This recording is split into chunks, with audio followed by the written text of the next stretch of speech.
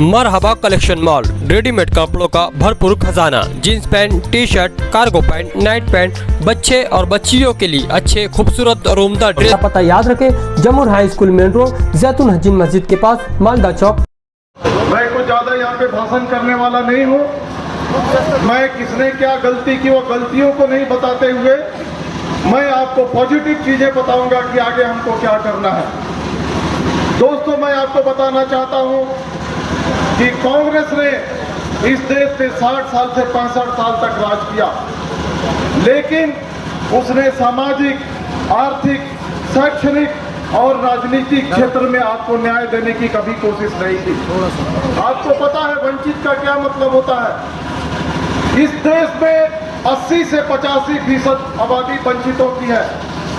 दलित, आदिवासी, OBC, अल्पसंख्यक, खेत मजदूर, किसान, गरीब, मजदूर, ये सब वंचित आते हैं। और वंचित इनको इसलिए कहा जाता है कि कुछ कानून ने, सरकार ने इनको अधिकार दिया है, लेकिन उस अधिकार को इनको अभी तक दिया नहीं गया है, या उस अधिकार से उनको वंचित करके रखा गया है। उस अधिकार को दिलाने के लिए, उस न्याय को दिलाने के लिए वंचित बहुजन आघाड़ी आज आपके सामने खड़ी है। और एक उम्मीदवार के नाते मैं आपके सामने खड़ा हूं। दोस्तों, मैं कहना चाहता था कांग्रेस के बारे में, कांग्रेस ने सिर्फ मनुवादियों की चिंता की, कांग्रेस ने सिर्फ पूंजीवादियों को चिंता की। अब आपके सामने 10 साल से मोदी सरकार है। मोदी सरकार ने यहाँ के लोगों का जीना दूभर कर दिया है। महंगाई हो, बेरोजगारी हो, पेट्रोल हो, डीजल हो, गैस हो, ये जिस लेवल पे 2014 में नरेंद्र मोदी को मिला था, आज वहां से उठा करके कहीं ऊपर बैठा दिया उन्होंने। जो सिलेंडर 400, 450, 450 रुपये में मिलता था, आज लगभग 1100 रुपये का सिलेंडर मिल रहा है। जो डीजल और पेट्रोल 60 रुपये के आसपास मिलते थे, आज 100 रुपये के आसपास पहुंचा दिया गया है। जो रुपए की कीमत डॉलर के मुकाबले 60 रुपये हुआ करती थी 2014 में, आज 80 रुपये के ऊपर $1 की कीमत है। वो नरेंद्र मोदी ने 10 साल में भारत के इकोनॉमी को पूरा बर्बाद कर दिया। सिर्फ भारत के अर्थव्यवस्था के ऊपर बर्बाद नहीं किया, तो उन्होंने पूरी तरह से सारे जो घटक है उनके खिलाफ अन्याय किया है। भारत के मुसलमानों पे क्या जुर्म हुए हैं इसको बताने की जरूरत नहीं है, लेकिन हमारे जो दलित भाई हैं, हमारे आदिवासी भाई हैं, उनके भी रिजर्वेशन को छीनने की कोशिश की जा रही है। उनके भी ऊपर अत्याचार हुआ है।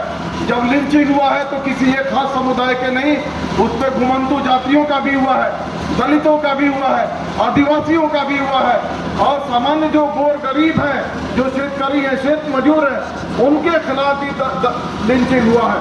मैं कहना चाहता हूं कि ये सरकार, ये दलित विरोधी है, आदिवासी विरोधी है, ये अल्पसंख्यक विरोधी है, ये शेतकारी विरोधी है, ये मजदूर विरोधी है। आपने देखा होगा कि आज से 3-4 साल पहले जब हमारे किसानों ने आंदोलन किया था दिल्ली के सीमा पर, तो वहां पर आंदोलन करते हुए 700 से ज्यादा किसानों ने अपनी जान दी थी। जो किसान अनाज उपजाता है, देश की पेट भरता है, उस किसान को मिलने के लिए बैरिकेड लगाया जाता है, सरकार से मिलने नहीं दी जाती है। और 700 किसानों की बलि जाने के बावजूद भी न मंत्री मिलता है, न प्रधानमंत्री मिलते हैं। ये देश की विडंबना है। दोस्तों, ये कांग्रेस और ये भारतीय जनता पार्टी ये देश के लिए घातक है, ये देश के प्रगति के लिए नहीं बने हैं, ये पूरे वंचितों को न्याय देने के लिए नहीं बने हैं। इनका प्रायोरिटी, इनका एजेंडा कुछ और है। एक आदमी अपने पॉकेट भरना चाहता है, तो दूसरा जो पार्टी है वो समाज में पूरा खाई बना करके, तेड़ निर्माण करके, भाई को भाई से लड़ा करके, मुसलमान को हिंदू से लड़ा करके, दलित को आदिवासी से लड़ा करके, एक पड़ोसी को दूसरे पड़ोसी से लड़ा करके देश को बांटना चाहता है। आपने देखा होगा कि महिलाओं पर कितना अत्याचार हुआ। रेवन्ना कर्नाटक का, जिसने 2968 महिलाओं पे अत्याचार किया, उसको देश से भगाने में किन लोगों ने मदद की आपको पता है। महिलाओं पर अत्याचार की कितने ही आपको मिसालें दें।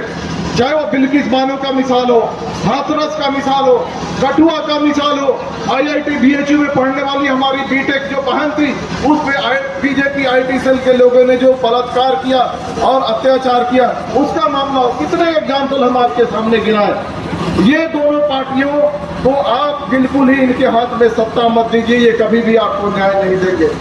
वंचित बहुजन आघाड़ी आपके सामने है, हम आपको न्याय देने के लिए आए हैं, वंचितों को न्याय देने के लिए आए हैं। आपको मैं बता दूं कि हमारा जो चुनाव चिन्ह मिलने वाला है, हमने लिख करके दिया है, नंबर 1 पे हमने लिखा है कि हमको स्कूल बैग मिलना चाहिए। स्कूल बैग इसलिए कि यहाँ के जो बच्चे हैं, एक भी बच्चा शिक्षा से वंचित नहीं रहे, इसके लिए मैं कोशिश करूंगा।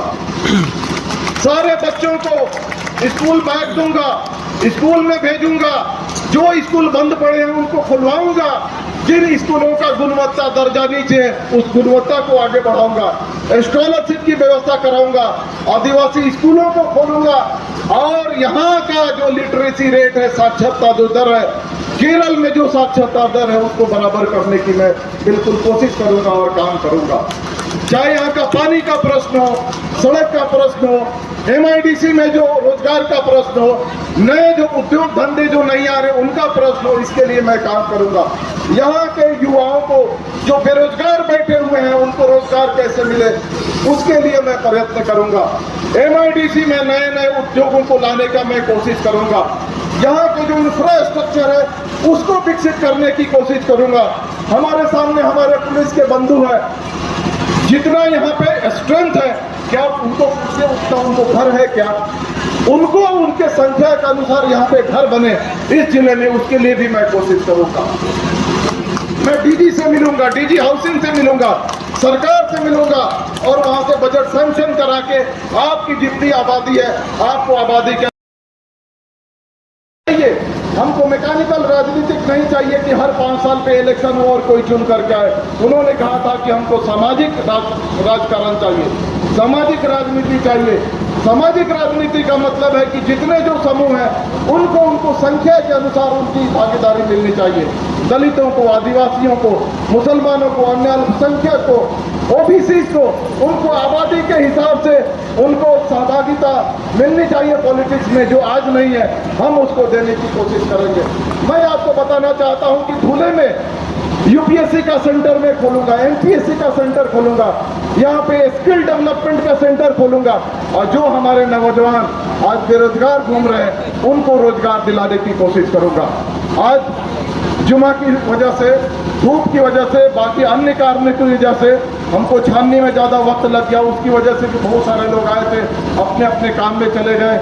लेकिन मैं बताना चाहता हूं कि वंचित बहुजन आघाड़ी का एक कार्यकर्ता कांग्रेस के 100 कार्यकर्ताओं पर और बीजेपी के 100 कार्यकर्ताओं से भारी है, क्योंकि उनको सत्ता चाहिए, सत्ता भोगने के लिए, लेकिन हमको सत्ता चाहिए हमको न्याय देने के लिए। हमारा एक कार्यकर्ता उनके 100 कार्यकर्ता पे भारी है।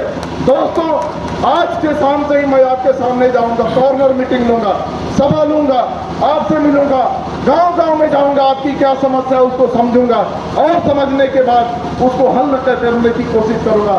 बस आपसे एक ही विनंती है कि आपको आपकी सेवा करने का मुझे अवसर दीजिए। बहुत बहुत धन्यवाद। जय हिंद, जय भारत।